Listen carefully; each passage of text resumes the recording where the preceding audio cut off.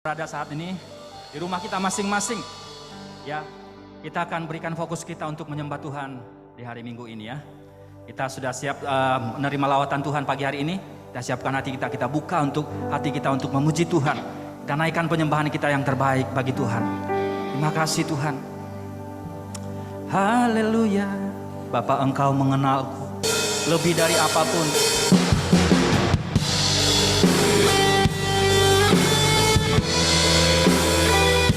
Engkau yang merancangkan setiap kehidupan kami Tuhan.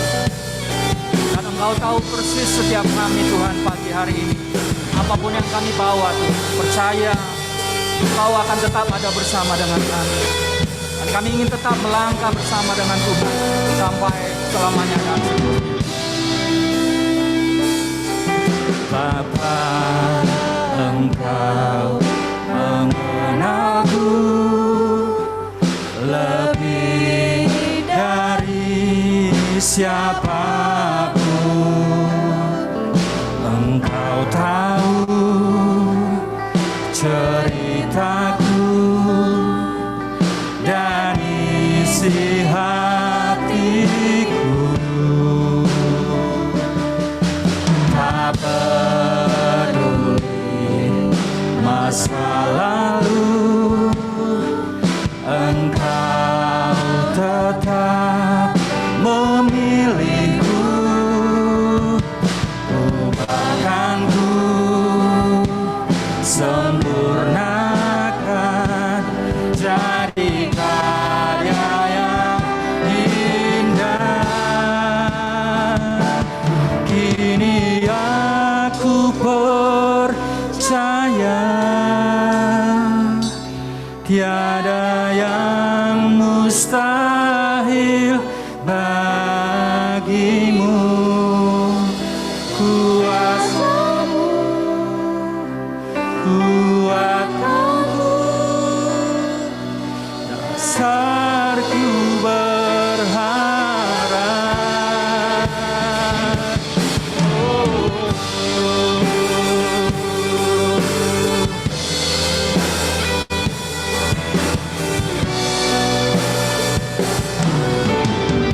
Lagi kita katakan Bapa, Bapa, Engkau mengenalku lebih dari siapapun. Engkau tahu ceritaku dan isi hatiku. Tak peduli masa lalu, Engkau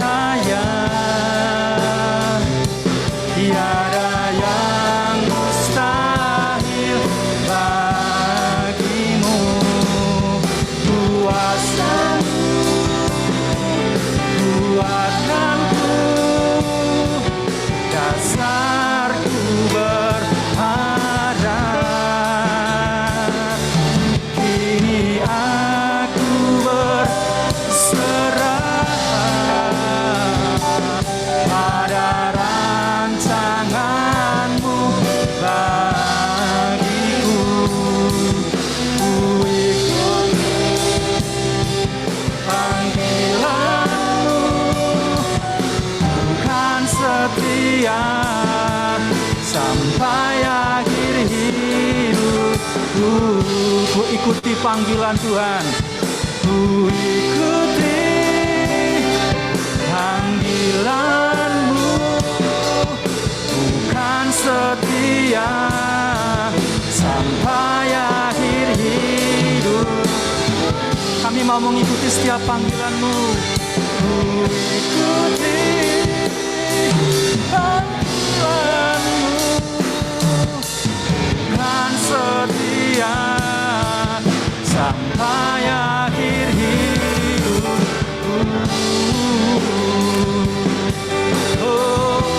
Mari kita sembah Dia, Bapak Ibu yang dikasihi Tuhan.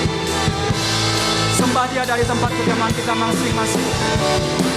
Percaya dan beriman hadirat Tuhan ada bagi kita. Walaupun mungkin kita tidak dipersatukan dalam satu tempat, tapi percaya Allah itu tidak terbatas bagi kita semua. Sembah Dia. Berikan waktu kita untuk menyembah Tuhan. Berterima kasih buat segala kemurahan Tuhan. Haleluya. Kami mau ikuti setiap panggilan-Mu Tuhan, sebab rancangan-Mu besar bagiku. Haleluya. Terima kasih, terima kasih, terima kasih. Kami sembah Tuhan. Haleluya.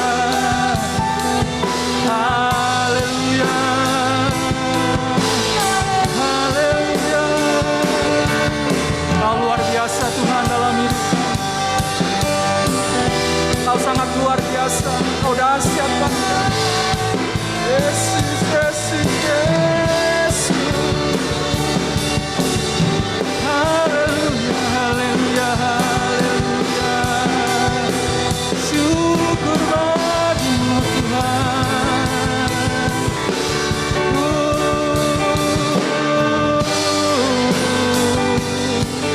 Terima kasih Tuhan. Terima kasih Bapa. Terima kasih. Terima kasih Tuhan. Terima kasih buat panggilan-Mu bagi setiap kami Tuhan. Terima kasih buat segala sesuatu yang Tuhan kerjakan. Haleluya. Kini aku percaya tiada yang mustahil bagimu. Kuasa kuatkanku, dasarku berharap. Kini aku berserah pada rancangan-Mu bagiku. Ku ikuti panggilan-Mu, bukan setia sampai akhir hidupku. Tuhan Yesus, bukan sekedar pengakuan pagi hari ini, tapi kami mau Tuhan, seperti lirik pujian yang mengatakan, sampai akhir hidup kami mau mengikuti Tuhan. Yang walaupun dalam kesempatan-kesempatan ini kami terhimpit, kami tertindas, kami dibawa kepada situasi yang tidak menyenangkan bagi kami, tapi percaya Tuhan Yesus, atas panggilan-Mu kami mau Tuhan tetap setia. Dan kami percaya kami punya kekuatan yang daripada Tuhan untuk memampukan kami.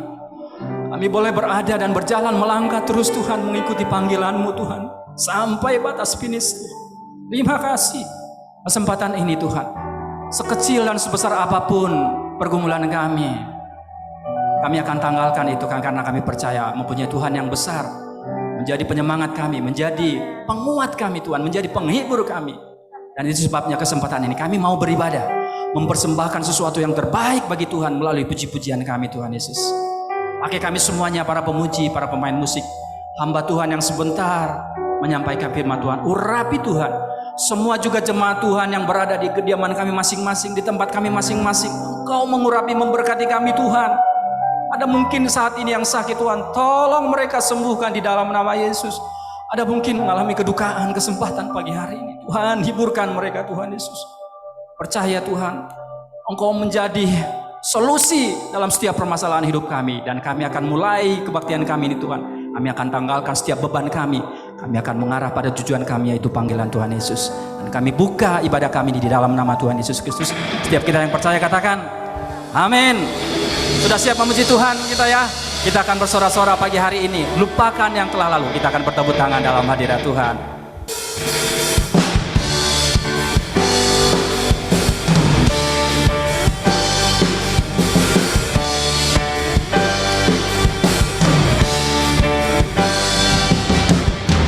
Yang telah lalu mengarah pada tujuan, dengan mata memandang Tuhan Yesus, berlari sampai menang, berlari sampai akhir, tanggalkan segala beban yang merintangi. Ku mau setia kan panggilanmu, sebab kau sanggup menjaga langkahku. Pada janjimu ku percaya, kau kan sempurnakan pekerjaanmu dalamku. Lagi katakan, bahkan yang telah lalu mengarah pada tujuan, dengan mata memandang Tuhan Yesus, berlari, berlari sampai menang, berlari sampai akhir, tanggalkan segala beban yang merintangi. Katakan, ku mau setia kan panggilanmu, sebab kau sanggup menjaga langkahku. Pada janjimu ku percaya, kau kan sempurnakan pekerjaanmu. Sekali lagi, haleluya. Sekali lagi kita naikkan. Bahkan yang telah lalu mengarah pada tujuan, dengan mata memandang Tuhan Yesus, berlari, berlari sampai menang, berlari sampai akhir, tanggalkan segala beban yang merintangi. Ku mau setia kan panggilanmu, sebab kau sanggup menjaga langkahku. Pada janjimu ku percaya, kau kan sempurnakan pekerjaan. Ku mau setia kan panggilanmu, sebab kau sanggup menjaga langkahku. Pada janjimu ku percaya, kau kan sempurnakan pekerjaan. Kau kan sempurnakan pekerjaanmu. Kau kan sempurnakan pekerjaanmu dalamku. Haleluya. Terima kasih Tuhan, Engkau akan menyempurnakan kami dalam segala kesetiaan Tuhan Yesus. Sorak-sorak yang terbaik bagi Tuhan pagi hari ini. Terima kasih Tuhan. Terima kasih. Terima kasih buat segala rancangan-Mu yang besar bagi kami Tuhan. Itu sebabnya kesempatan ini kami ingin lebih mengenal Engkau Tuhan dan rancangan-Mu dalam setiap kehidupan kami. Dan ajar kami mengerti setiap apa yang Tuhan perbuat dalam kehidupan kami. Tuhan rancangkan bagi kami semuanya. Haleluya.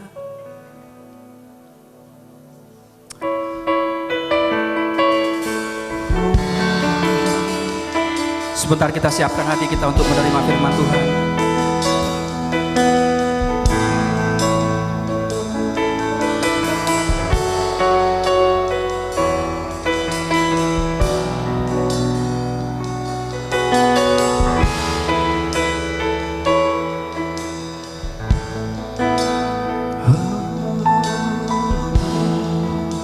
Sama-sama katakan.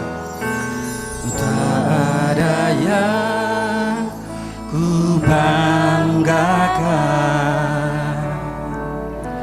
selain dirimu. Tak ada yang ku inginkan, hanyalah Engkau.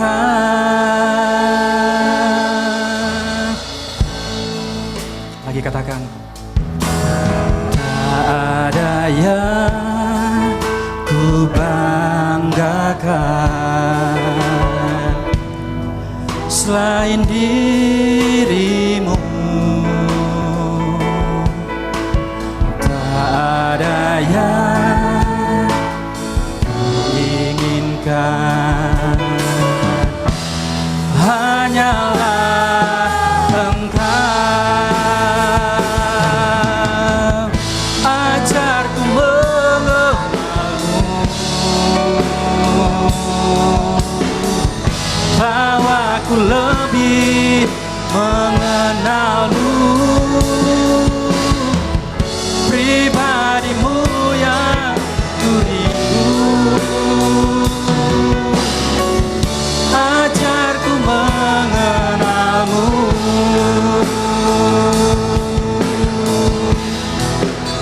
aku ingin tinggal dalam pelataranmu.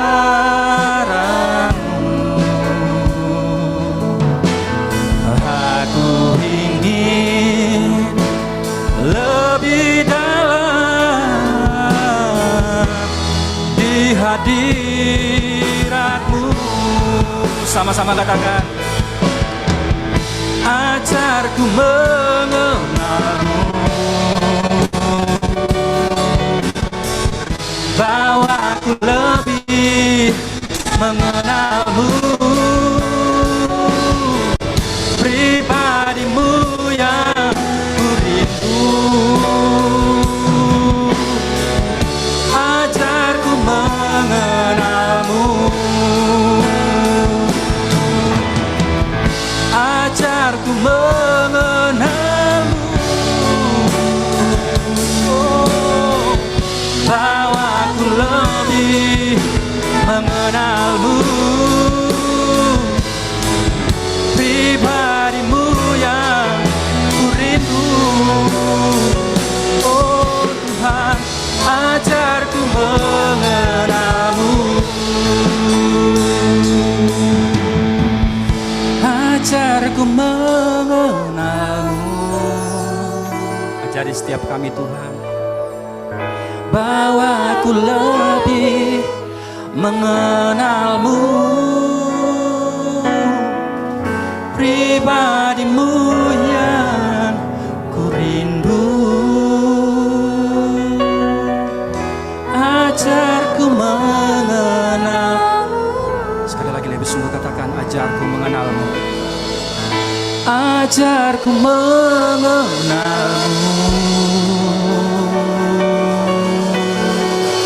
bawaku lebih mengenalmu, pribadimu yang ku rindu.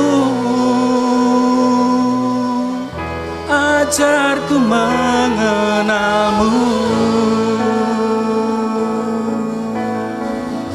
ajarku mengenalmu.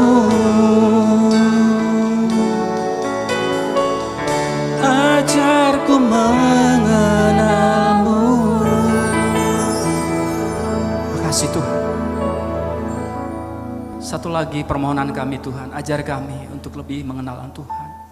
Beri kemampuan bagi kami Tuhan oleh kuat kuasa. Terima kasih Tuhan, sebentar kami akan menerima firman Tuhan. Pakai hamba-Mu Tuhan secara luar biasa untuk menyampaikan isi hati Tuhan. Urapi Tuhan hamba Tuhan yang sebentar menyampaikannya Tuhan. Biar setiap perkataan itu Tuhan, datangnya dari Tuhan, dibagikan kepada setiap kami, jemaat Tuhan yang hadir beribadah kesempatan pagi hari ini. Makasih Engkau berkarya bagi setiap jemaat Tuhan juga kesempatan ini. Sehingga firman Tuhan itu nyata bagi kami Tuhan. Dan kami dibangkitkan kembali, dihidupkan kembali Tuhan. Dimotivasi kembali Tuhan, supaya kami lebih semangat lagi untuk menyembah Tuhan, mengikuti Tuhan. Terima kasih, kami siapkan hati kami untuk menerima firman Tuhan. Di dalam nama Tuhan Yesus Kristus kami berdoa. Haleluya. Setiap kita yang percayakan, katakan amin. Dan waktu selanjutnya serahkan kepada hamba Tuhan untuk menyampaikan firman Tuhan. Tuhan Yesus memberkati.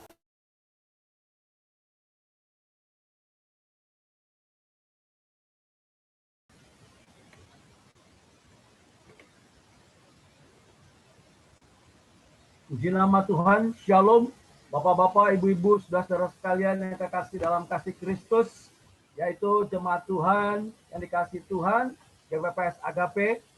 Pada pagi hari ini sungguh kita merasakan betapa kebaikan dan pemeliharaan Tuhan. Yang sampai pada hari ini Tuhan tetap tidak pernah meninggalkan setiap kita sekalian dalam situasi, dalam kondisi apapun juga, kita terlalu percaya. Lewat semua peristiwa yang dihadapi, yang dialami oleh Bapak Ibu Saudara sekalian, ada rancangan Tuhan, ada hal-hal yang Tuhan akan mendidik kita sekalian untuk makin hari makin lebih mengenal Dia.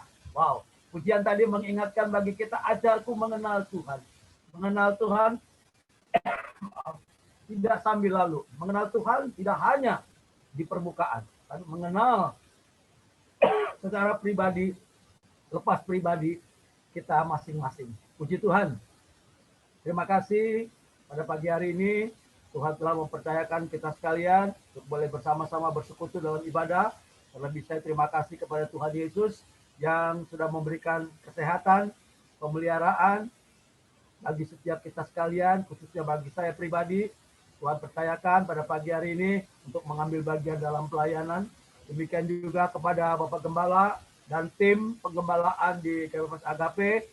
Ucapan terima kasih saya atas kepercayaan untuk saya membagikan kebenaran firman Allah.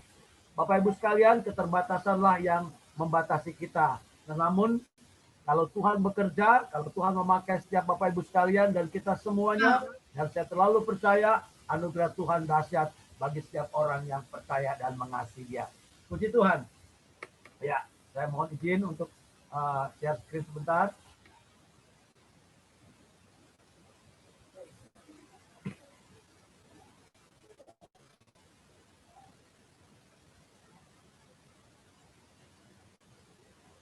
Ya, puji Tuhan Bapak Ibu sekalian, saudara-saudara, sesuai dengan tema yang disampaikan oleh Bapak Gembala dan tim pada pagi hari ini, firman Allah akan membawa kita sekalian, yaitu dengan topik tema Dia semakin besar, kita semakin berkurang.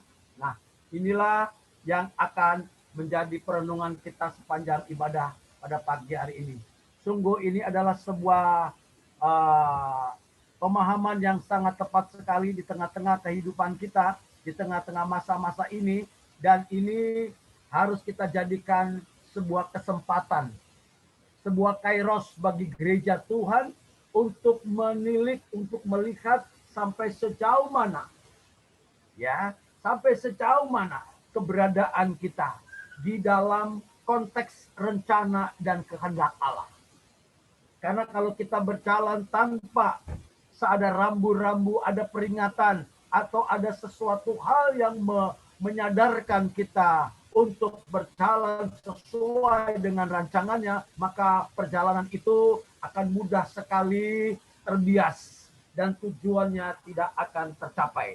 Nah, Bapak Ibu sekalian, gereja masa kini sangat memerlukan akan hal ini, yaitu Dia semakin bertambah, kita semakin berkurang, ya. Jadi ada sebuah kalimat ajakan, ada sebuah kalimat himbauan, kita semakin berkurang, Ya.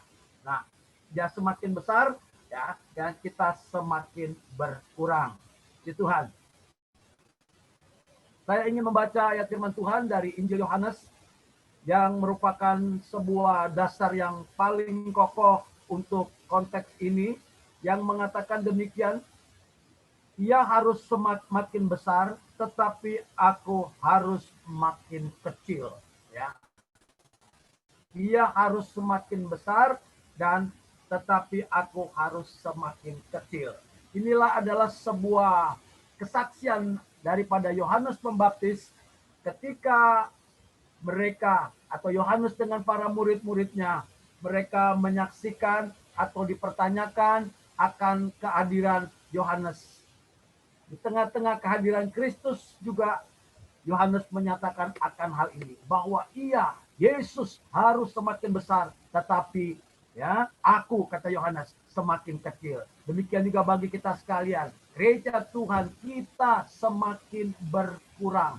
Kalau dia semakin besar dan kita semakin berkurang. Nah, inilah yang akan kita renungkan pada pagi hari ini. Bapak Ibu sekalian, hal ini yang dilatar belakangi dengan keadaan daripada zaman itu, di mana pada waktu itulah kita boleh sama-sama tahu, sebagai pendahuluan yang saya ingin sampaikan, bahwa Yohanes Pembaptis hadir dalam masa kesenyapan, dalam masa peralihan, yaitu dalam masa antara perjanjian lama dengan perjanjian baru. Yohanes Pembaptis hal ini berbicara sangat kuat sekali, berbicara mengenai kepemimpinan atau pelayanan yang bersifat kehambaan atau bersifat hamba. Sangat berbeda sekali kalau kita perhatikan, kita pelajari dalam firman Allah. Di mana kalau dalam perjanjian lama atau PL, di sana sangat kuat sekali. Ada beberapa periode keadaan daripada bangsa Israel. Mulai daripada kepemimpinan para nabi-nabi, kemudian ada hakim-hakim, dan kemudian juga ada raja-raja yang memimpin. Tetapi itu semuanya tidak membuat bangsa ini menyadari, tidak membuat bangsa ini makin dekat kepada Tuhan. Bahkan seringkali banyak hal mereka melalaikan apa yang akan menjadi kebenaran firman Allah itu sendiri. Maka ada satu masa, setelah masa-masa tadi, ada satu masa yang cukup panjang, 400 tahun kurang lebih, yaitu yang disebut dengan masa intertestamen atau masa kesenyapan.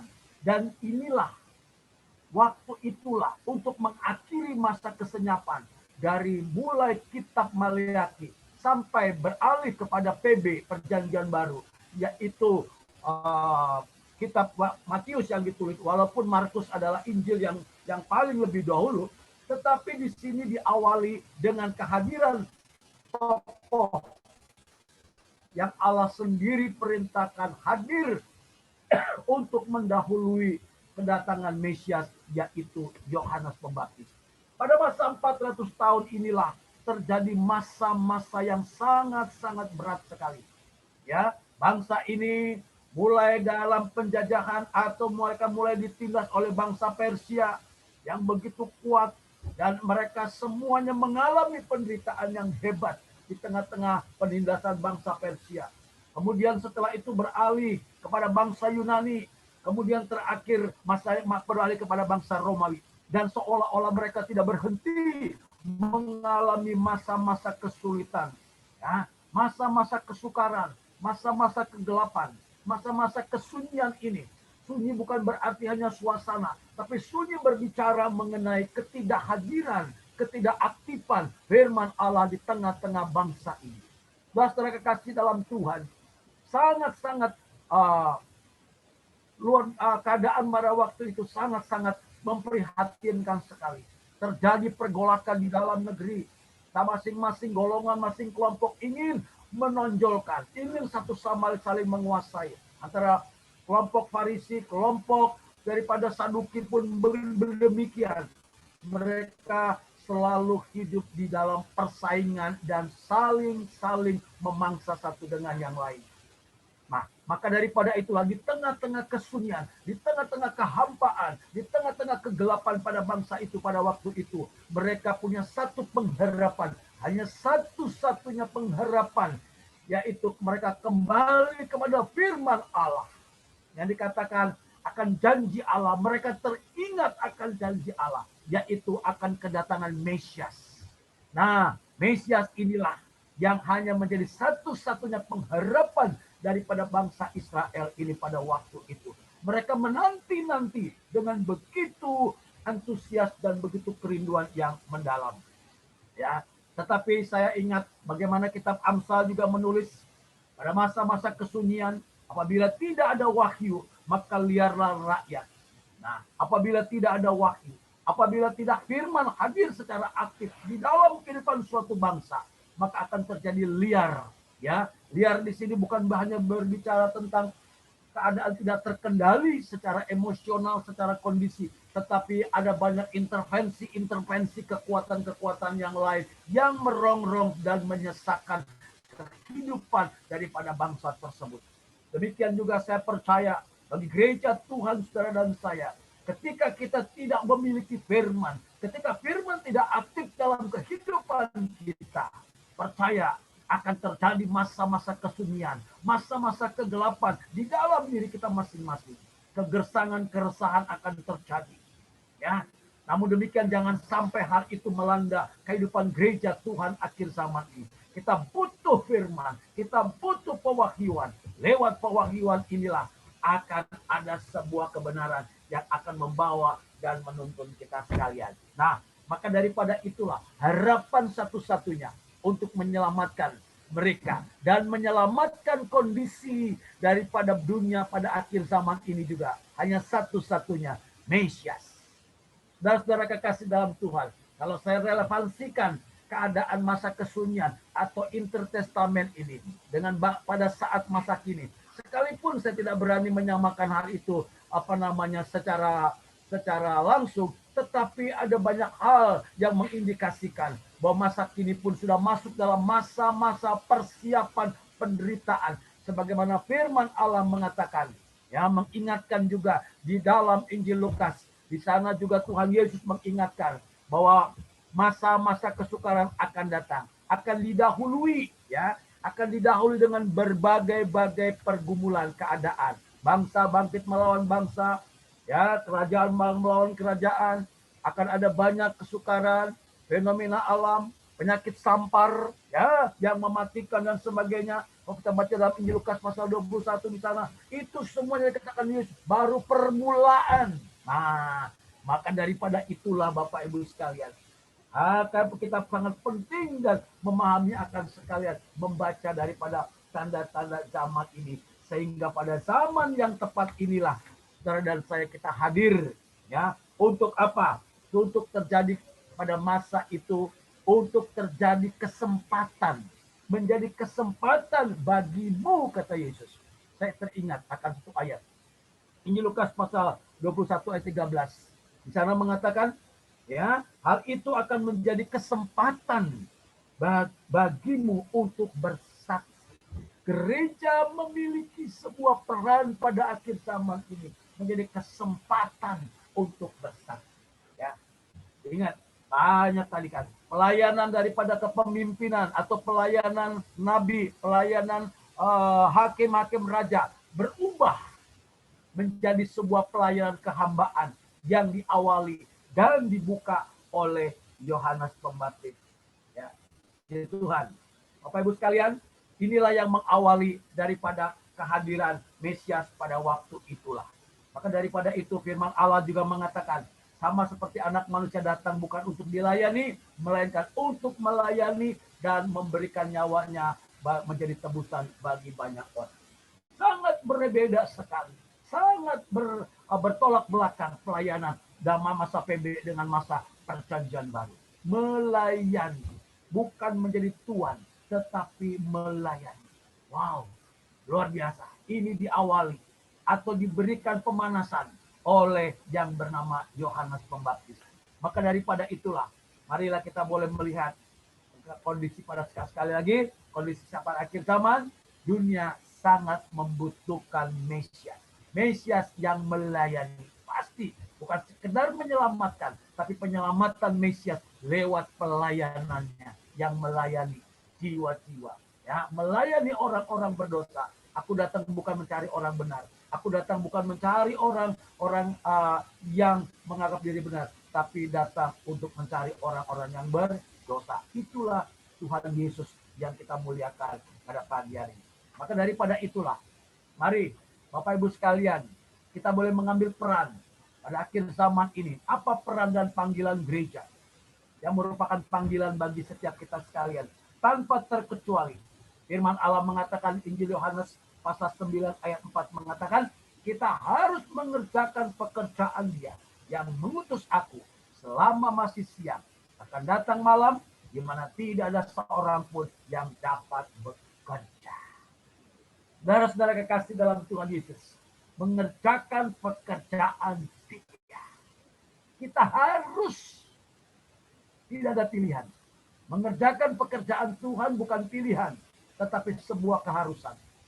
Ini yang menjadi harus terpatri, harus termaktub di dalam kehidupan kita sebagai orang-orang percaya. Bukan hanya tugas gembala, jemaat, bukan hanya tugas para penginjil, para pemimpin mengerjakan pekerjaan Dia, tetapi setiap orang percaya, saudara dan saya, gereja Tuhan, harus kita terlibat mengerjakan pekerjaan Dia. Sekalipun mungkin berat, malah sulit, tapi ingat perkataan Yesus, kita harus. Artinya, bukan sekedar keharusan saja, tetapi Dia bekerja juga. Dia terlibat aktif di dalam mengerjakan pekerjaan Bapa.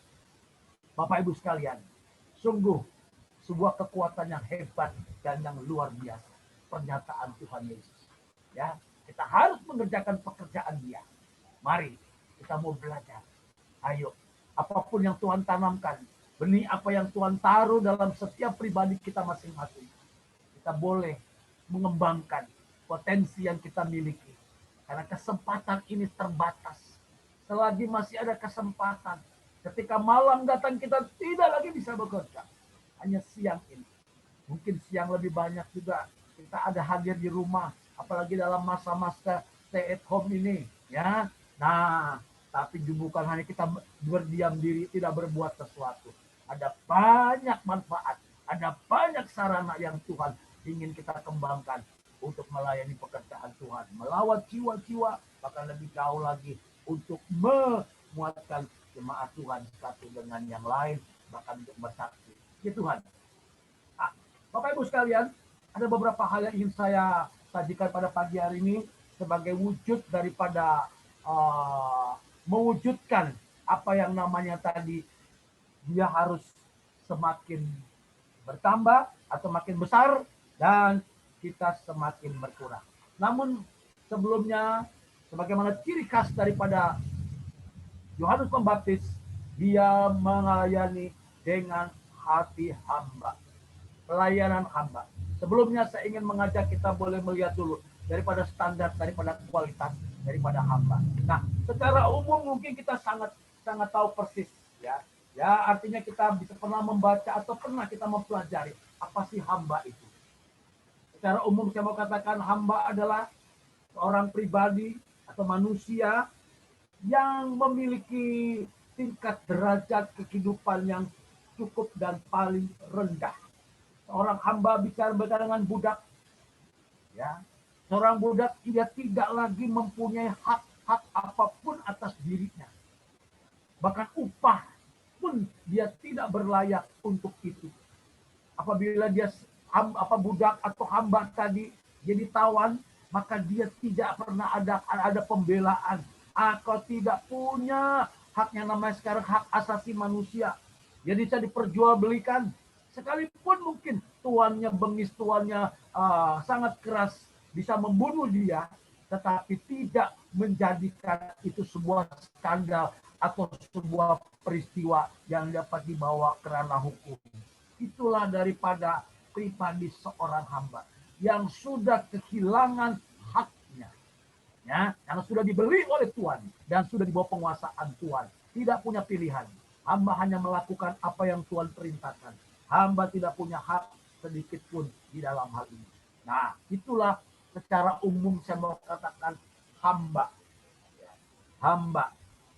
Kalau sekarang, mohon maaf kalau saya pinjam profesi atau pekerjaan daripada manusia atau orang, yaitu asisten atau pembantu.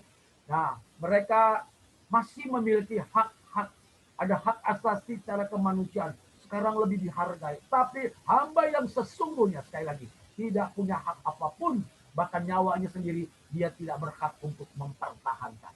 Ya, sekarang lebih dalam lagi apa yang Yohanes Pembaptis katakan. Saya kutip Injil Lukas pasal 3 ayat 16. Aku membaptis kamu dengan air, tetapi ia yang lebih berkuasa daripadaku akan datang, ya, dikatakan akan datang, dan membuka tali kasutnya pun aku tidak layak. Ia akan membaptis kamu dengan Roh Kudus dan dengan api. Garis bawahi, membuka tali kasutnya pun aku tidak layak. Ini mengindikasikan bahwa Yohanes Pembaptis itu lebih rendah lagi dari seorang budak. Karena salah satu tugas seorang budak adalah membuka tali kasut Tuhan. Tetapi ini tidak berlayak. Saya tidak tahu. Minusnya di bawah sekali daripada hamba tadi atau budak tadi. Sangat di bawah sekali. Ini Yohanes menempatkan dirinya di sana. Karena dia sangat menyadari akan hal itu. Membuka tali kasutnya pun aku tidak layak. Ya. Kalau standar syariat secara umum saya mau katakan tadi, ada mereka kehilangan hak-haknya. Dan salah satu profesi atau tugas orang hamba membuka tali kasut. Di samping mereka harus bekerja di ladang, mereka bekerja di rumah tuan dan sebagainya. Tetapi membuka tali kasut pun tidak layak. Artinya mengindikasikan jauh lebih rendah lagi daripada seorang hamba. Inilah yang Yohanes Pembaptis menempatkan dirinya. Ya. Sekaligus dia memahami akan kondisi ini.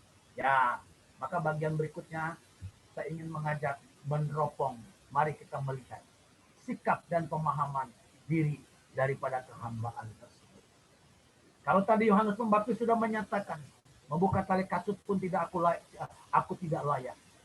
Ada sikap-sikap pemahaman diri daripada nilai kehambaan yang harus menjadi perekat atau menjadi melekat di dalam kehidupan kita sebagai orang-orang percaya. Sekalipun kita anak-anak Allah yang sudah dibebaskan, sudah ditebus oleh kuasa darah Yesus, tetapi ada tugas-tugas peran yang tidak boleh kita abaikan sebagai orang percaya, yaitu tali ajakan Tuhan Yesus, ya, menyelesaikan pekerjaan dia. Ini yang Tuhan ingin menempatkan.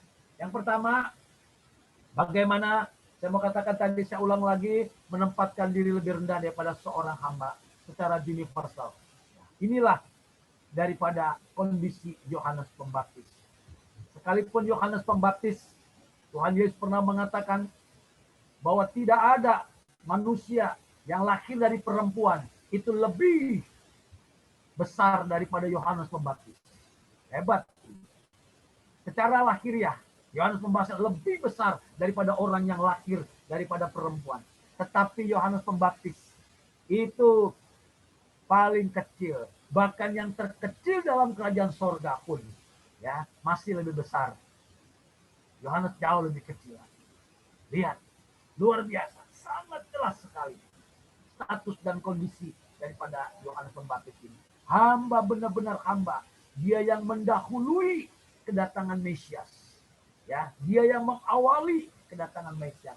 Kalau akhir zaman ini, pengajaran Tuhan Yesus, kalau tadi saya kutip dalam Injil Lukas pasal 21 dikatakan, didahului dengan tanda-tanda zaman, didahului dengan yang namanya sebuah keadaan yang sangat menyesakan. Tetapi tugas seorang hamba, dia harus mendahului kedatangan Tuhan, mendahului kedatangan daripada Mesias.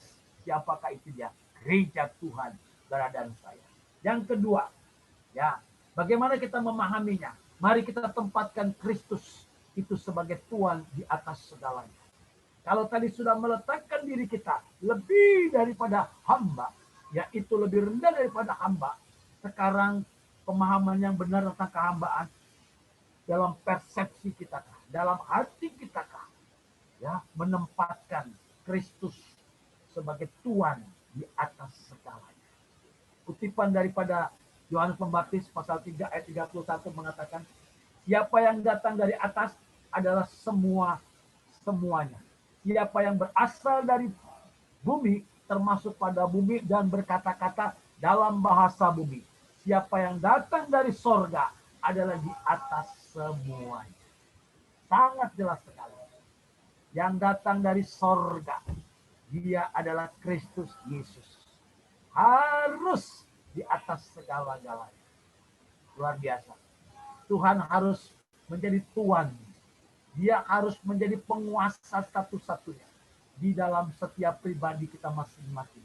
Di dalam gereja Tuhan, sekalipun ada gembala jemaat, gembala bukan Tuhan, gembala hamba, pendeta hamba, saudara dan saya kita hamba. Ini yang harus semakin berkurang.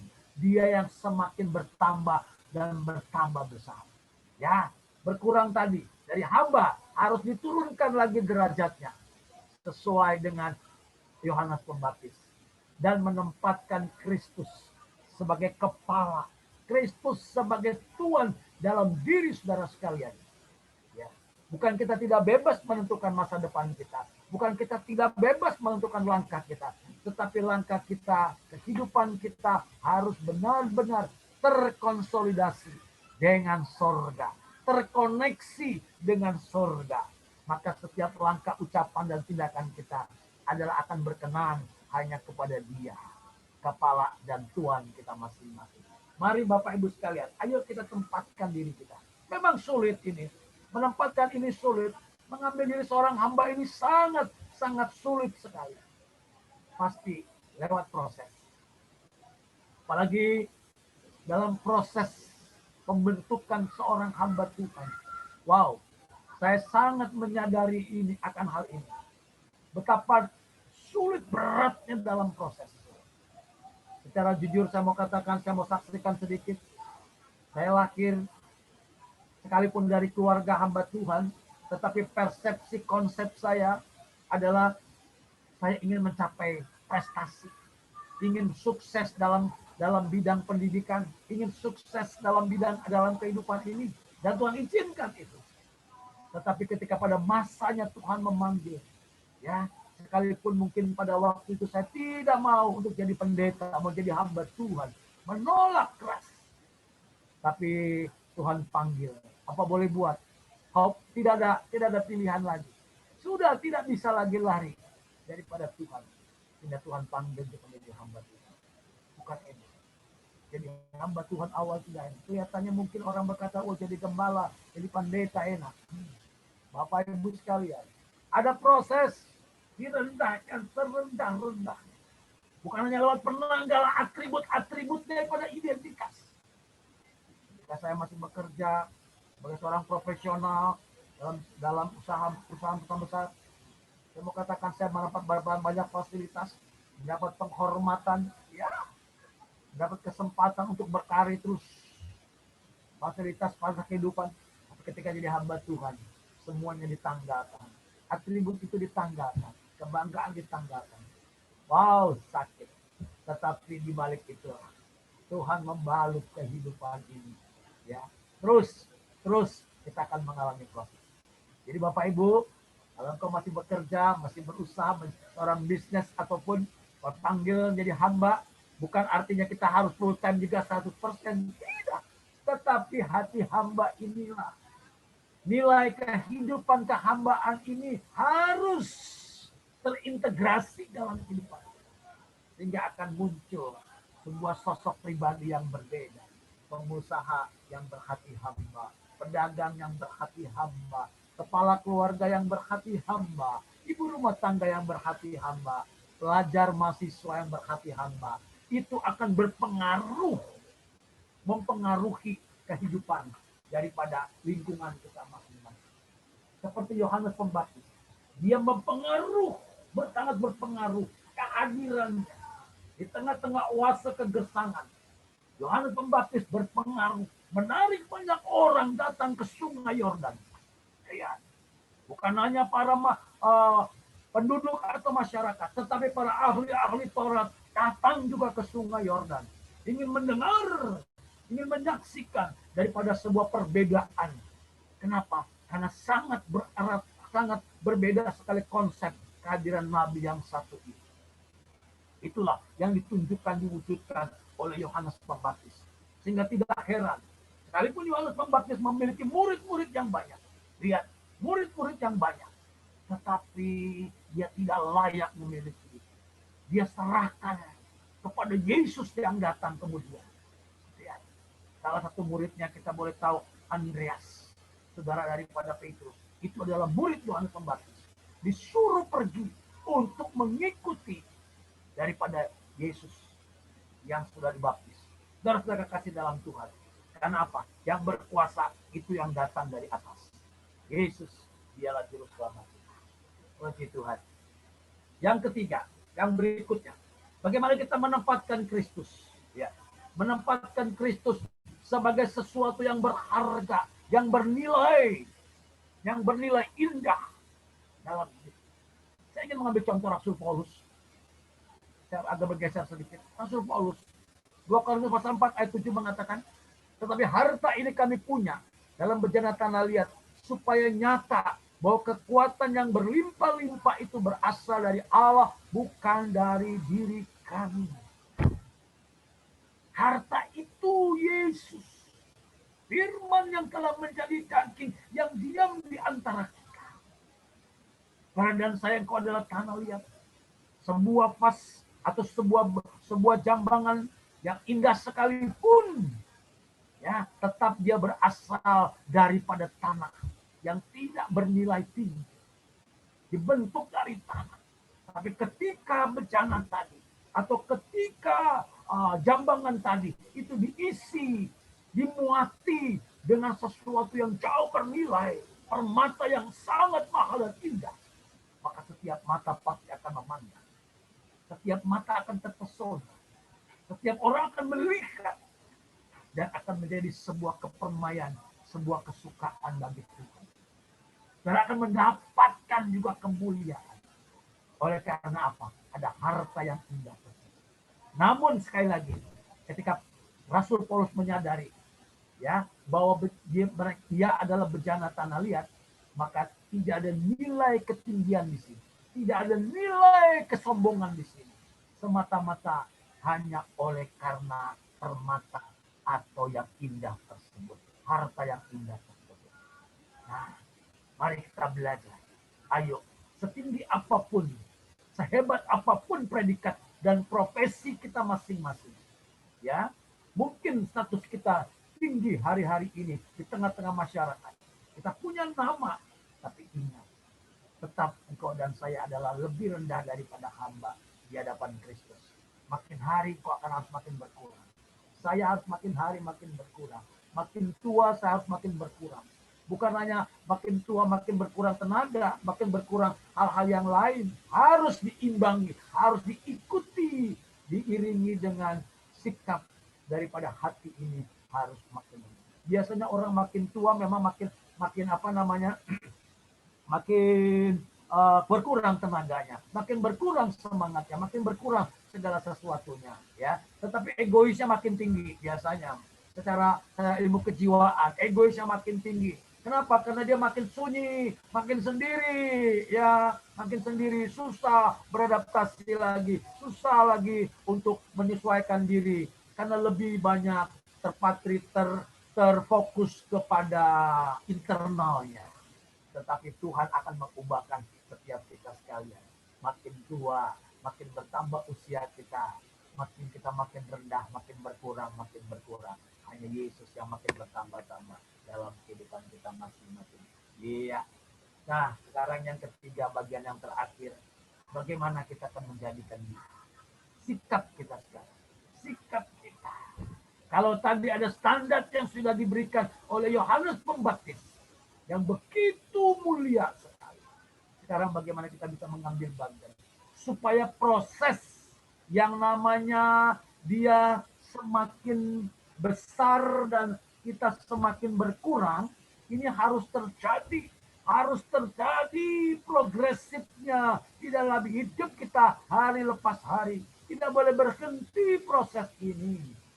Ya, proses kita berkurang, proses dia makin bertambah, harus terus bergulir, harus bergerak di dalam kehidupan kita hari-hari. Nah, sekarang ada sikap-sikap apa, cara praktis yang harus kita kembangkan, sehingga kita tidak salah, tidak membuang waktu, dan tidak lagi kita mencari atau meraba-raba menafsirkan hal-hal yang lain.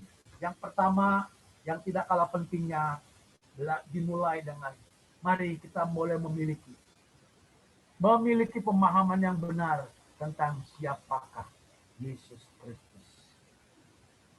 Siapakah Yesus? Sudah tentu sesuai dengan pujian penyembahan tadi yang mengajarkan ajarku mengenalmu Tuhan. Nah ini, ketika kita minta diajar untuk mengenal Tuhan, kita diajar untuk tinggal di dalam Dia, maka saya percaya saudara dan saya akan memiliki pemahaman yang benar tentang siapa Yesus. Mengenal Yesus tidak hanya sambil lalu. Mengenal Yesus tidak hanya secara kontekstual daripada intelektual pemikiran kita. Tapi mengenal Yesus harus dimulai dari hati ini yang jauh lebih dalam. Yaitu 1 Petrus pasal 3:15, tetapi kuduskanlah Kristus dalam hatimu sebagai Tuhan. Dimulai dari hati. Bukan dimulai dari intelektual, bukan dimulai daripada status kita, bukan, tapi dimulai dari hati. Hati yang bagaimana? Hati yang dikuduskan. Hati yang tidak terkontaminasi oleh keadaan. Bukan hanya saudara dan saya sudah ditebus oleh darah Yesus, tetapi hati dan pikiran kita sudah dikuduskan oleh kuasa darah itu. Bapak Ibu sekalian, hati ini perlu dikuduskan. Setiap hari kita terkontaminasi oleh keadaan, emosi kita terbangun, harga diri kita, egois kita terkoyak, maka menimbulkan hati yang sakit, hati yang luka, hati yang penuh dengan dendam, hati yang penuh dengan kepahitan. Tetapi Tuhan mau lewat kita diajar mengenal Dia, supaya kita dapat memahami bagaimana Yesus yang sesungguhnya. Siapakah Yesus yang sesungguhnya? Yohanes Pembaptis pernah ragu-ragu ketika dia ada dalam penjara oleh Herodes. Dia mengutus salah satu muridnya untuk menanyakan kepada Tuhan Yesus, engkaukah yang datang itu, atau kami harus menunggu yang lain? Tanpa pernah ragu Yohanes Pembaptis akan kehadiran Mesias dalam diri Yesus.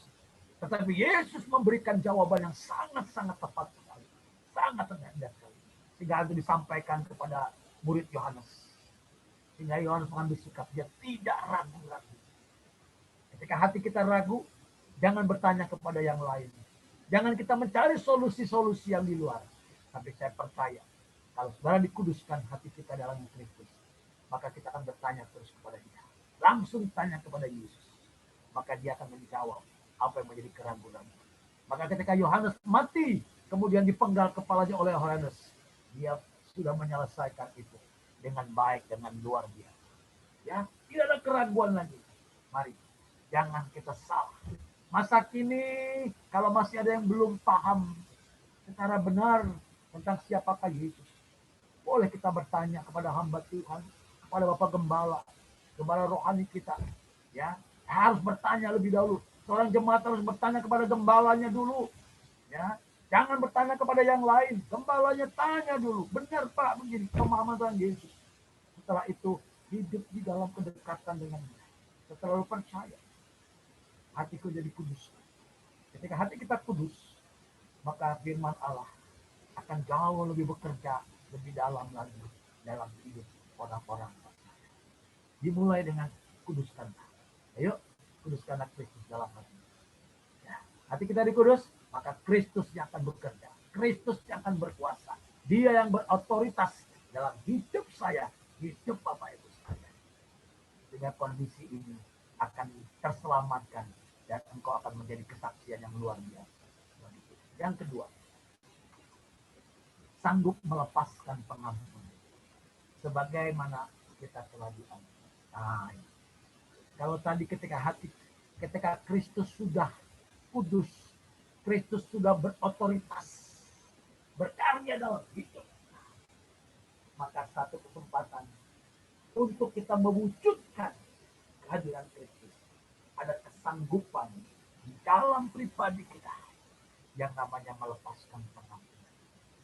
Wow, berat melepaskan pengampunan, sulit melepaskan pengampunan. Tapi ingat apa kata firman Tuhan, ya. Apa kata kita? Doa Bapa kami, ampunilah segala kesalahanmu sebagaimana Bapa atau Kristus telah mengampuni segala kesalahan kita. Jadi mengampuni adalah merupakan satu hal yang wajib untuk kita kembangkan. Bukan sesuatu pilihan, karena kita sudah diampuni oleh Tuhan kita, Yesus Kristus. Sanggup melepaskan pengampunan. Saya mau kutip satu ayat. Kolose pasal 3 ayat yang ke-13 yang mengatakan, sabarlah kamu seorang terhadap yang lain dan ampunilah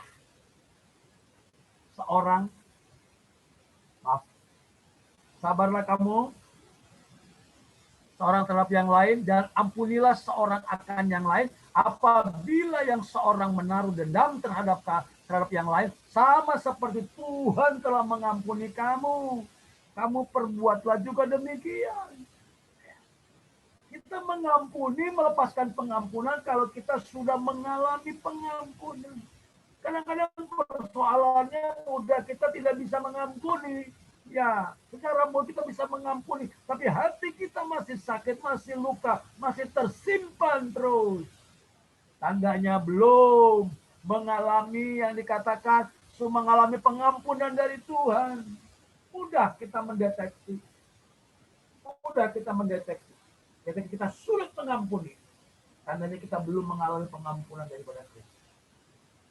Ini harus berproses demikian. Harus terus menuju ke arah sana. Yang kedua, harus belajar kesanggupan untuk mengampuni. Saya percaya ketika setiap pribadi kita melakukan hal pengampunan ini, ya, melepaskan pengampunan, mereka kesanggupan, bukan hanya saudara saya sudah diampuni, tapi engkau akan sehat. Orang yang suka mengampuni, orang yang sehat, bukan hanya sehat jiwanya, tapi badannya juga sehat. Berapa banyak orang sakit karena kepahitan, berapa banyak orang yang menderita, apalagi memiliki komorbid. Hati-hati. Ayo mulai mengampuni. Jangan sampai kita simpan. Itu akan mengurangi imun, mengurangi ketahanan kita. Dan tidak menjadi kesaksian sebagaimana Tuhan mau bagi kita. Karena kita sudah diampuni terlebih dahulu. Bagian yang kedua, ayo belajar mengampuni. Mengampuni mungkin belajar sedikit-sedikit. Lepaskan. Terus terjadi progresif peningkatan demi peningkatan. Saya terlalu yakin kau akan berdampak. Ada sebuah kisah, sedikit saya mau sampaikan saja. Ada sebuah kisah, peristiwa ini terjadi kira-kira tahun 1807. Ada seorang budak wanita yang dibeli pada waktu itu, didatangkan dari Afrika, karena pada waktu itu negara Amerika sangat terkenal dengan perbudakan. Memang budak-budak datang dari benua Afrika, benua hitam.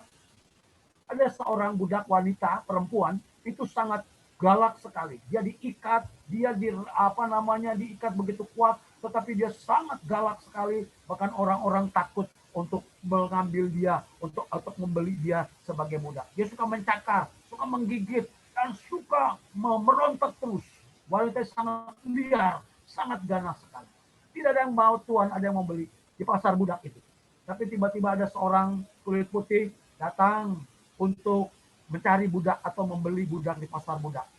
Dan ia melihat wanita tadi, dihampiri wanita itu, perempuan itu dihampiri untuk dilihat, akan dia beli rencananya. Tetapi karena dia galak tuh. Namun demikian, si tuan tadi, kulit putih ini, dia tetap membeli. Dia bawa pulang ke rumah budak perempuan itu, ya, dia bawa pulang dengan terikat. Kemudian sampai di rumah, tuan itu menulis secari kertas.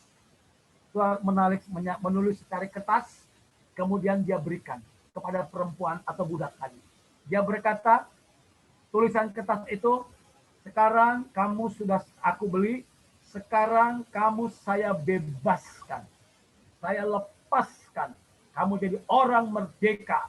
Kemudian dia pergi meninggalkan perempuan itu. Nah, ketika perempuan tadi, budak tadi, kulit hitam, dia membaca surat itu secara kertas dengan gemetar, dengan sangat bergetar jiwanya. Dia mengalami pembebasan.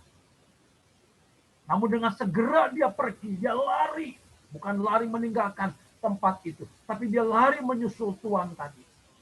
Dia sujud kepada Tuhan, dia berkata, Tuhan, aku mau jadi budakmu.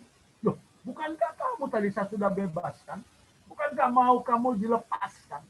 Tidak, Tuhan. Kalau saya bebas keluar, saya bebas pergi, maka ada banyak orang jahat yang akan menangkap saya, kemudian mengikat saya, menjual saya lagi ke pasar budak. Tapi saya mau menjadi budak Tuhan seumur hidup. Bapak Ibu sekalian, bukankah kita juga yang sudah dibebaskan, sudah dilepaskan daripada perbudakan dosa, sudah dimerdekakan oleh kuasa darah Yesus. Kita tadinya tadi hamba dosa, budak dosa. Sekarang kita jadi hambanya Tuhan. Kalau saudara tidak ikuti jadi hamba Tuhan, ya, hambanya Allah, hambanya Yesus, muridnya Yesus, kita keluar lagi, maka kau akan ditangkap oleh iblis. Kau akan ditangkap oleh dunia ini. Kau akan diperbudak kembali. Ya. Mari kita jadi hanya hamba-hambanya. Lewat apa? Lewat daripada yang namanya tadi pembebasan. Melepaskan pengampunan. Sebagaimana Tuan kulit putih melepaskan budak wanita tadi, sehingga ia mengalami pembebasan yang daripada yang sempurna, menjadi hamba daripada Tuhan tersebut. Nah, kemudian yang terakhir, yang ketiga, yang tidak kalah pentingnya, mengasihi sebagaimana kita dikasihi. Kalau tadi mengampuni, karena kita sudah diampuni. Sekarang kita mengasihi sebagaimana kita dikasihi. 1 Korintus pasal 16 ayat 14 mengatakan, lakukanlah segala pekerjaanmu dengan kasih. Melakukan pekerjaan dengan kasih. Semuanya dasarnya harus kasih. Apapun yang kita kerjakan, sekecil apapun yang kita kerjakan, ketika didasari dengan kasih, tandanya kita sudah semakin berkurang, dia semakin bertambah. Dia semakin besar, saudara semakin berkurang. Dasarnya kasih. Saudara melayani berdasarkan kasih.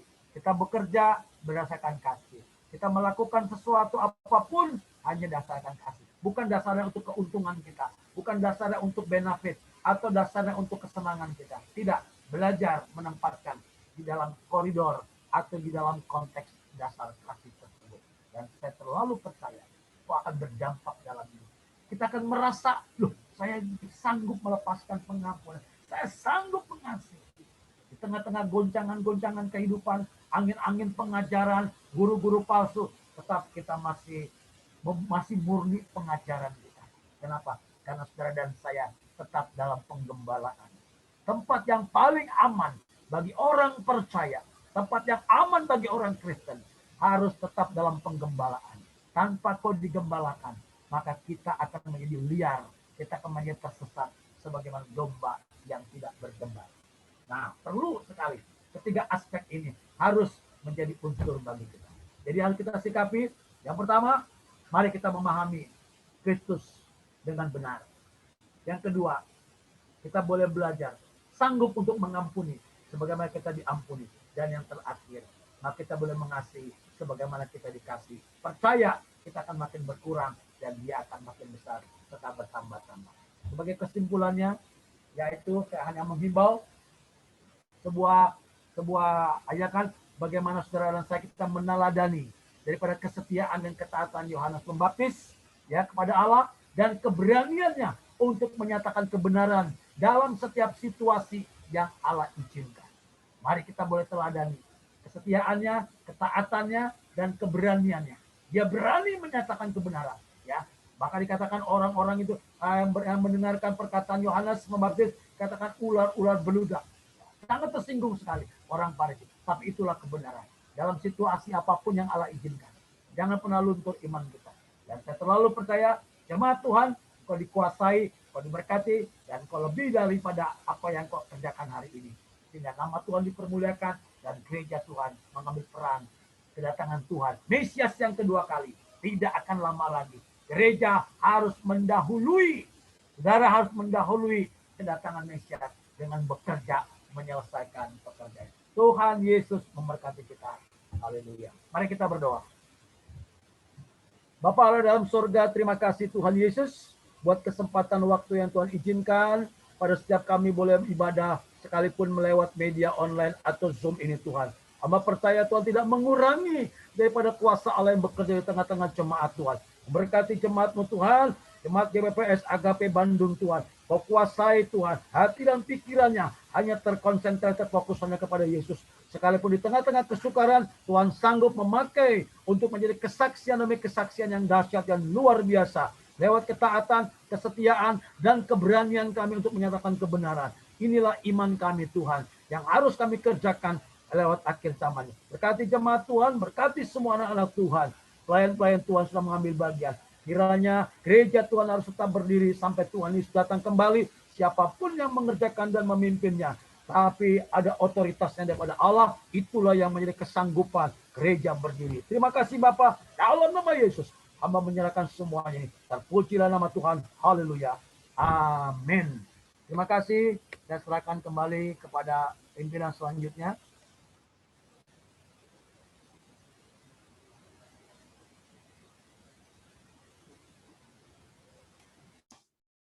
Baik, terima kasih atas nama sidang jemaat Tuhan, atas nama tim gembala GPPS Agape dan sidang jemaat Tuhan mengucapkan terima kasih banyak buat pelayanan Bapak Pendeta Marga Wijaya. Doa kami Tuhan akan memakai, memberkati, dan diberi kesehatan terus. Amin. Baik, Bapak yang kasih Tuhan, sebentar kita akan mendengarkan beberapa pengumuman dari multimedia. Silakan multimedia.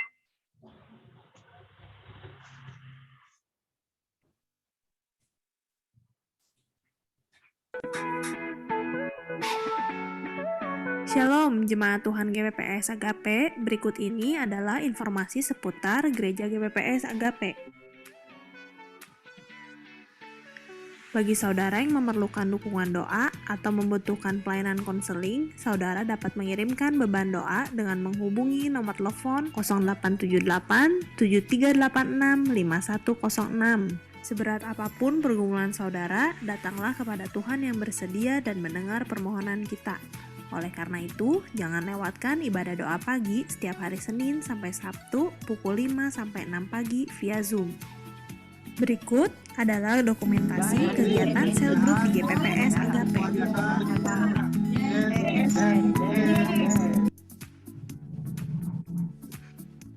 Filipi 1 siap? Siap.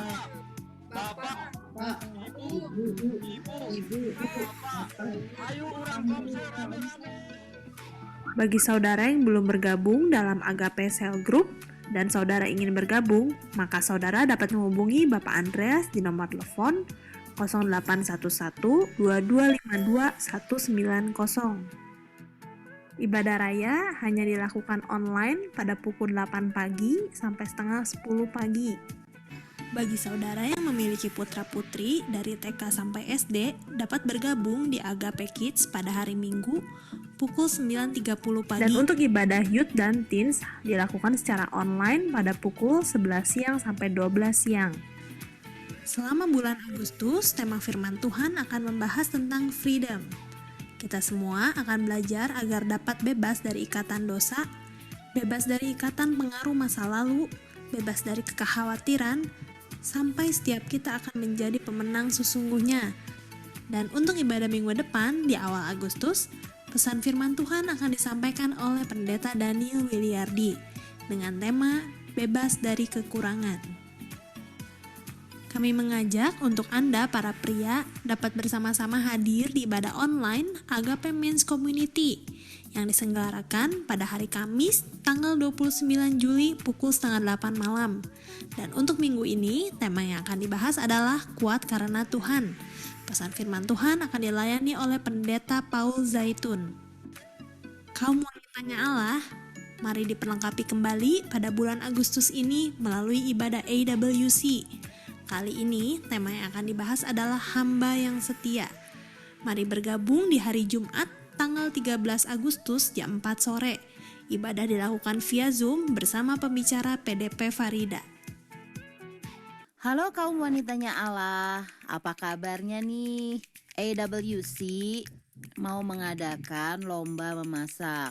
Di pandemi seperti ini kita kan banyak di rumah ya. Oleh karena itu ada beberapa kegiatan yang akan membuat ibu-ibu lebih bersemangat. Kita akan mengadakan lomba memasak, akan diadakan pada tanggal 16 sampai 20 Agustus 2021. Lombanya kayak gimana? Lombanya itu memasak nasi goreng dengan bahan nasi, daging ayam, udang, sosis. Hiasannya tomat, selada, ketimun. Kriteria penilaiannya, penampilannya terbaik, kreatif, dan lain-lain. Nah, ada hadiahnya nih. Hadiahnya diperuntukkan untuk kaum wanitanya Allah, juara 1 sampai juara 3. Yuk ikutan lomba, daftarkan segera mulai besok tanggal 10 Juli sampai 20 Juli. Silakan hubungi Ibu Lina dan Ibu Tanti Dada ya di nomor telepon berikut ini. Ayo kita ikutan lombanya.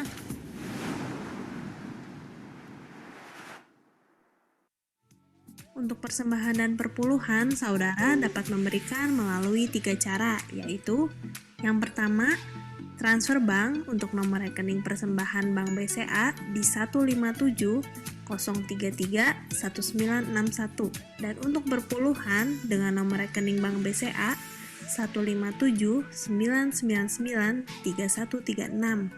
Kedua rekening tersebut atas nama Yusman dan Jiaming Yang. Kedua, melalui electronic giving dengan scan QR code. Dan yang ketiga, kita dapat secara langsung datang dan memasukkan amplop ke dalam kotak persembahan dan perpuluhan yang tersedia di gereja. Persembahan diakonia, persembahan misi, dan pembangunan dapat diberikan langsung di kotak yang tersedia di gereja. Sekian pengumuman untuk minggu ini. Stay healthy, stay connect, see you next week, and God bless you.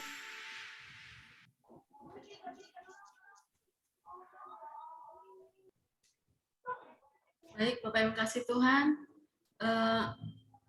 ada pengumuman tambahan. 2 minggu ke depan kita masih ibadah online karena situasi dan kondisi masih tidak memungkinkan. Dan pengumuman selanjutnya untuk ibadah homesel dan sebagainya masih secara Zoom. Untuk ibadah raya nanti selanjutnya 2 minggu ke depan akan diumumkan lagi dengan situasi dan kondisi. Baik Bapak yang kasih Tuhan, semua diberkati dengan kebenaran firman Tuhan. Amin. Kita yakin dan percaya kita mau menjadikan satu rema dalam kehidupan kita bahwa sehebat apapun kita, seperti yang dikatakan hambanya tadi, sehebat apapun kita, sebesar apapun profesi kita, setinggi apapun kedudukan kita, mari kita tetap menjadi seorang hamba. Amin. Dengan mengenal Tuhan sebagai Tuhan dan Juru Selamat kita. Amin. Bapak yang kasih Tuhan. Amin. Baik Bapak yang kasih Tuhan, sebentar doa penutup dan doa berkat akan disampaikan oleh Bapak Gembala Daniel. Silakan Bapak Gembala Daniel. Ya. Shalom Bapak Ibu Saudara dikasih Tuhan. Selamat pagi, kita sudah diberkati lewat ibadah kita pada pagi hari ini. Saya percaya ada hadirat Tuhan dalam setiap rumah tangga kita masing-masing. Ketika kita memberi hati kita, ketika kita rindu akan hadirat Tuhan, saya percaya orang yang rindu pasti dipuaskan oleh Tuhan. Kita sudah diberkati oleh kebenaran firman Allah pada pagi hari ini. Kiranya firman Allah boleh menjadi berkat bagi setiap kita. Terima kasih buat hambanya Bapak Pendeta Marga yang pagi hari ini sudah membagikan berkat firman Tuhan, isi hati Tuhan bagi jemaat Tuhan GPS Agape pagi hari ini. Tuhan memakai terus, Tuhan memberkati setiap pelayanan Bapak Pendeta Marga. Bapak Ibu saudara kasih Tuhan, kita akan akhiri ibadah kita pagi hari ini. Saya percaya firman-Nya boleh membekali setiap kita. Bagaimana kita dapat menampilkan Kristus dalam hidup kita ketika kita memiliki sikap seorang hamba. Untuk agar dia semakin hari semakin bertambah dalam hidup kita. Biar hidup kita semakin berkurang. Biar Kristus yang nampak. Karakternya yang semakin nampak. Semakin kita bisa mengampuni orang lain. Semakin kita bisa mengasihi orang lain. Semakin kita merendahkan hati kita seperti Kristus. Dan kita percaya Kristus yang semakin nampak dalam hidup kita. Keberadaan kita semakin tidak ada. Sungguh saya diberkati pagi hari ini oleh kebenaran firman Allah. Satu hal yang boleh menjadi pewahyuan bagi kita semua pagi hari ini. Saya percaya semuanya seizin Tuhan, ada rencana Tuhan. Dan seringkali saya bertanya, mengapa Yohanes Pembaptis harus matinya dipenggal kepalanya. Ada satu hal yang boleh menjadi pewahyuan buat kita semua pagi hari ini. Kepala harus dipenggal dulu, baru Kristus bahkan nampak dalam hidup kita. Apa artinya? Ketika kita masih mengendalikan, yang mengendalikan hidup kita adalah kita. Yang mau nampak adalah kita. Yang mengatur diri kita adalah kita. Ego kita yang semakin yang ada yang dominan dalam hidup kita, maka Kristus tidak akan nampak. Maka ketika kita tidak ada lagi, kepala kita harus dalam arti bukan kepala sesungguhnya, kepala yang mengatur, memimpin kita adalah kita. Aku ini. Maka saya percaya ketika aku ini dipenggal, maka Kristus akan semakin nampak dalam hidup kita. Haleluya, haleluya. Mari kita sama-sama datang kepada Tuhan. Saya percaya Tuhan hadir di setiap rumah tangga kita masing-masing.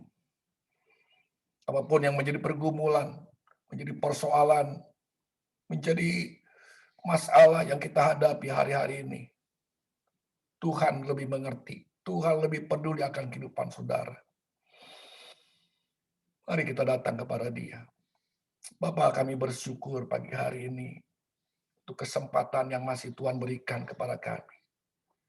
Biarlah setiap kami mulai menyadari bahwa hidup ini adalah merupakan kesempatan yang masih Tuhan berikan. Biarlah setiap kami Tuhan, anak-anak-Mu yang hadir dalam ibadah lewat virtual Zoom ini. Boleh Tuhan senantiasa memiliki hati yang rindu akan Tuhan. Melekat, mengenal Tuhan bukan hanya sekedar sambil lalu, tetapi mengenal lebih dekat kepada Tuhan. Sehingga Tuhan, biarlah Kristus semakin nampak dalam hidup kami. Terima kasih Bapa. Terima kasih kami menyadari kami tidak ada apa-apanya kalau bukan Tuhan.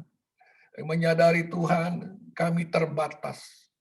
Hanya Tuhanlah yang tidak terbatas. Kuasa-Mu yang tidak terbatas itu senantiasa kiranya boleh melimpah dalam setiap kami. Kasih-Mu yang melimpah dalam hidup kami. Sehingga kami Tuhan oleh kasih karunia-Mu dapat menampilkan Kristus dalam dunia ini. Di tengah-tengah dunia yang semakin gelap.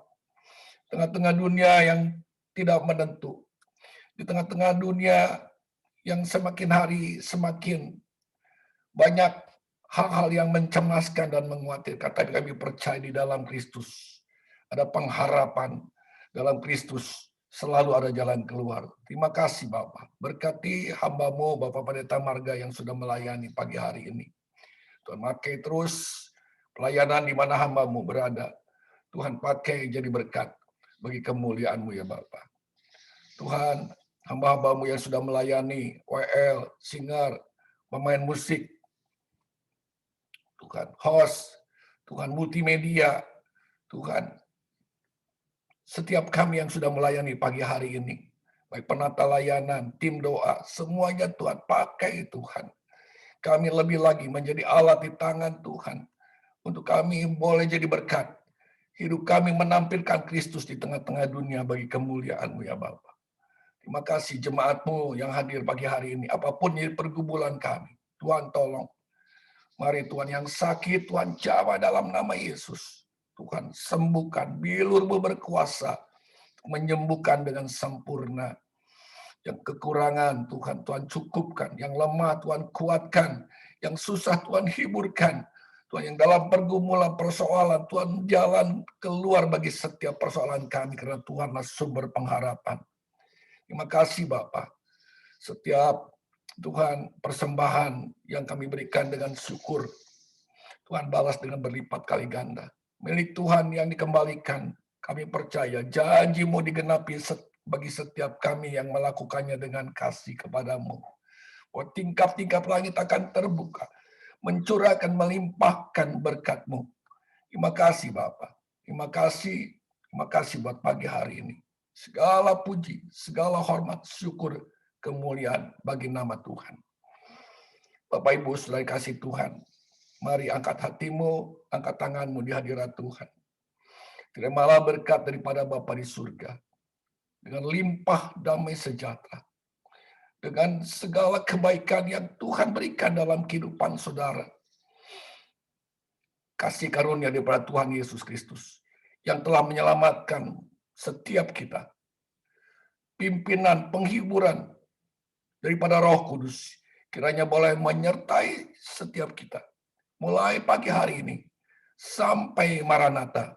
Bahkan sampai selama-lamanya. Dalam nama Tuhan Yesus. Yang diberkati dan siap untuk menjadi berkat bersama dengan saya katakan. Amin. Amin. Tuhan Yesus berkati. Selamat pagi. Terima kasih Tuhan Yesus memberkati semua Bapak Ibu. Terima kasih Ibu. Semua ya. Yesus memberkati. Terima kasih Bu Andra. Selamat pagi semuanya. Tuhan Marga. terima kasih Pak Daniel doanya. Marga terima kasih. Terima kasih. Terima kasih.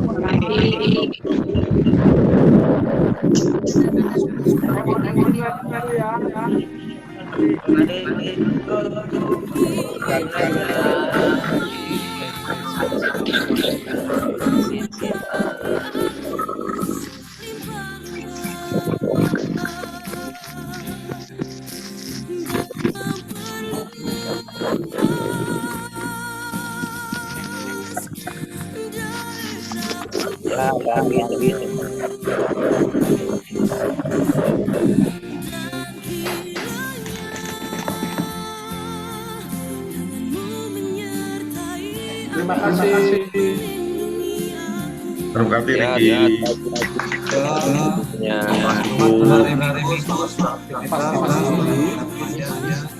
Riki I dan Riki Y terus kata semuanya. Ya, sama-sama. Terima kasih Pak Gembala, Anil. Terima kasih.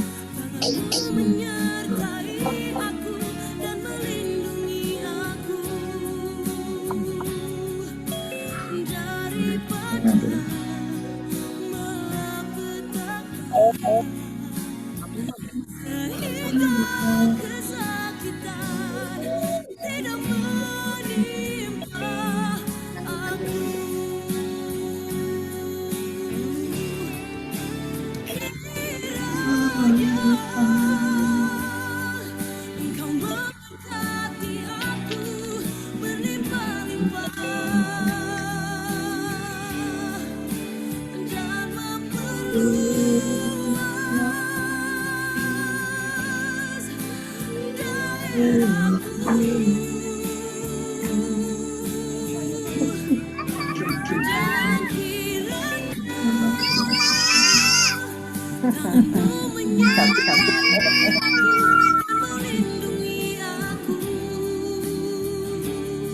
Rit, udah matiin.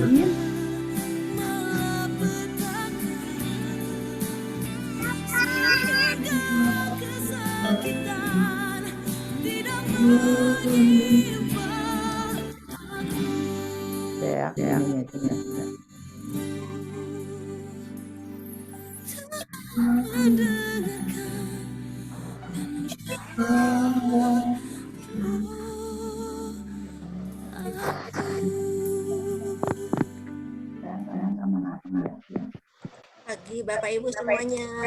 Tuhan Yesus memberkati. Ya. Itu mau ngisi. Pagi Pak.